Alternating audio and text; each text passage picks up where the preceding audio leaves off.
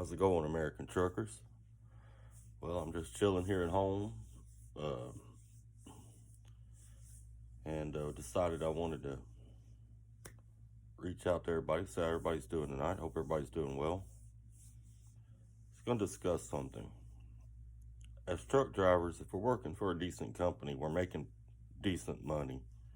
As a company driver, if you're making less than 1,300 a week, you're doing pretty bad. Um, at an average company, 1,500 a week is about normal these days. And it's not just one, there's several companies out there you can go to work for and make $1,400-1,500 a week pretty steady. Now I'm talking gross, before taxes, before child support. Gross, you should have no problem making $1,500 a week at all. Plenty of freight, plenty of pay, no problem. It's no problem. I've done it at several companies. I did a little better than that at Tyson. I did a little better than that at Crete. So there's several companies out there. I'm not going to touch on the owner-operator thing. That's a different conversation for a whole different day. But last year, I've been driving a long time, and I haven't done this my whole career.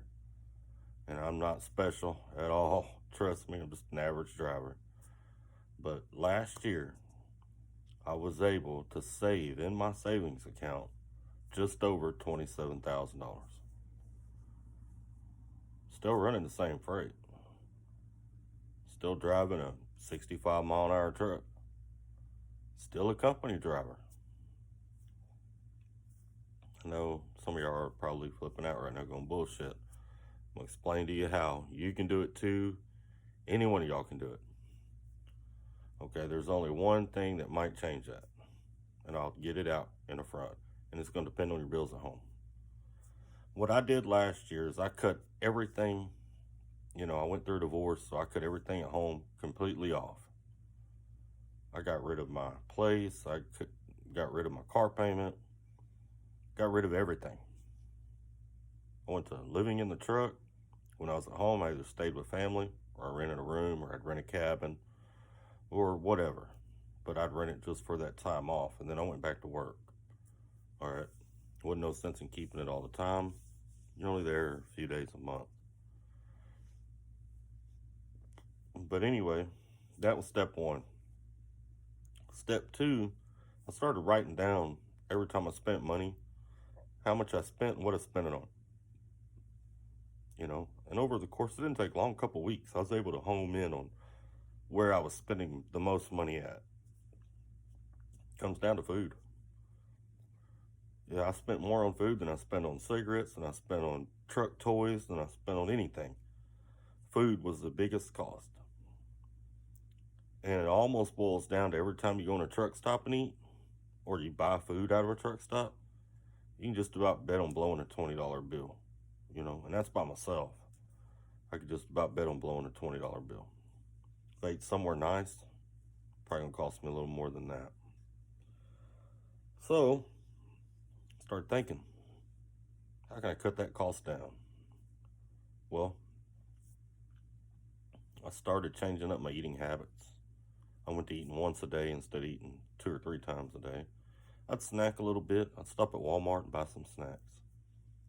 Still, noticed that my cost was still a little too high. Wanted to get it down even lower. So I invested. I bought some cooking equipment. I got a blue Tupperware box, ones that are, totes. Get them at Walmart. Put it up on the top bunk, and I put all my cooking supplies in it. My truck has a refrigerator in it, so started stopping at Walmart every chance I got. And every chance I got, I filled up that refrigerator. I was able, with cooking on the truck, or making all of my meals on the truck, I was able to eat good. I felt a lot better. I was eating healthier. And I was able to do it for a whole lot less money. I could get a carton of cigarettes and food for the entire week on $150. every week. No problem. So I got my cost down to $150 a week. And then I took another $50, and that was like extras. If I wanted to do something extra, if I wanted to go see a movie, if I wanted to buy something from a CB, I saved that $50 and put it in an envelope, put it in the back of my truck in the little drawer. The rest of the money, I moved over, put it in savings. I did that every week. At the end of the year, I had a little over $27,000 in my savings account. You can do the same thing. Now I'll tell you, sometimes after driving all day, the last thing you want to do is cook something to eat. So I had a little mixture. Sometimes I'd make a sandwich. Sometimes I'd make a salad. Sometimes it was something I put in the microwave. Oatmeal, cream of wheat, malto meal, maybe a bowl of cereal if I didn't feel like cooking. If I felt like cooking, I had George Foreman grill, I had a crock pot. Sometimes I would cook in the crock pot while I drove. I had a box, and I'd put it down between the seats and set the crock pot in it. That way the crock pot didn't fall over. I do all kinds of, I've seen people carry little barbecue pits. I have yet to figure out how to do it without it being a nuisance or being in the way. That's something I want to come up with. I'd like to get a bicycle too. I've looked at a lot of YouTube videos on putting bikes on trucks. I haven't ran across one where they've done it where I like it yet.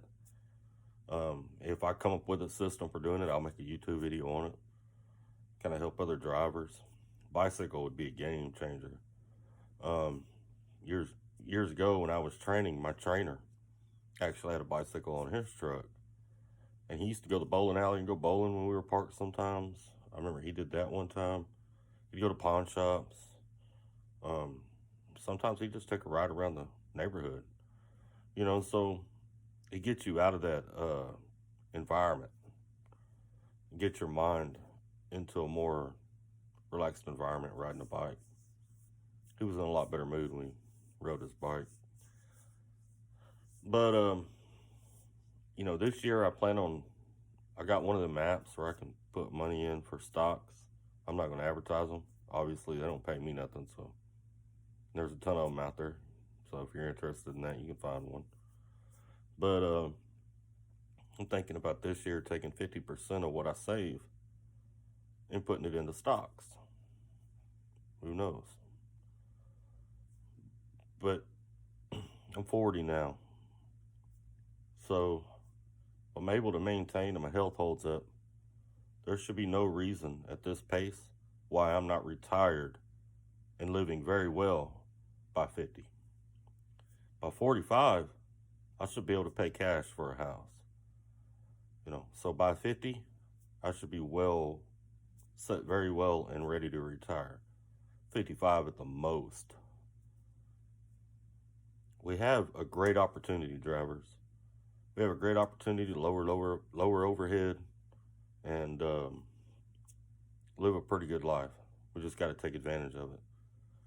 It's become like a game to me. These truck stops, they're trying to take our money. The way I see the game is, we're trying to keep it in our pocket. So it's a game. Utilize that truck stop for the free showers and don't spend no money in there. Don't even buy nothing to drink in the truck stop. Every bit of money you can save puts you one step closer. And I noticed too, as I started saving money, the more I saved, the more I wanted to save.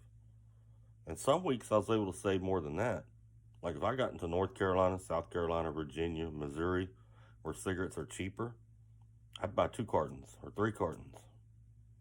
That way I didn't have to have any for a couple more weeks. And it brought my overall cost down. But there's no reason at all that we should be broke. We shouldn't be broke. Now, if you got a bunch of bills at home, that's different. It's very hard to maintain on the road and at home, but you still should be saving money. But if you're living out of that truck, there ain't no reason in the world. You shouldn't even have to drive hard and still be saving money. If you're not putting 800 a week, 1,000 a week into a savings account, something's wrong. I never had a problem after my child support, after my taxes and insurance. I never had a problem putting somewhere between $800 and $1,000 a week. You know, minus the weeks that I was off. But that's something else I set the $50 a week aside for. Sometimes I spend it on my time off. You know, those weeks my cost went up. I bought a hotel room or something like that. But I'm telling you, drivers, we should be living great. And for you new cats out there, don't spend years on the road like I have and some of these other drivers have, broke as hell. You know, when we should, a long time ago, have been living very well. There's no reason in the world for it. It's a mindset. And it's all up to you and me. Nobody else can do it for us. Those truck stops are trying to take our money. It's up to us to keep it in our pocket. Y'all have a great evening. Take care of yourselves. Keep it between the lines. And let's stack some Benjamins, drivers. Let's stack them up.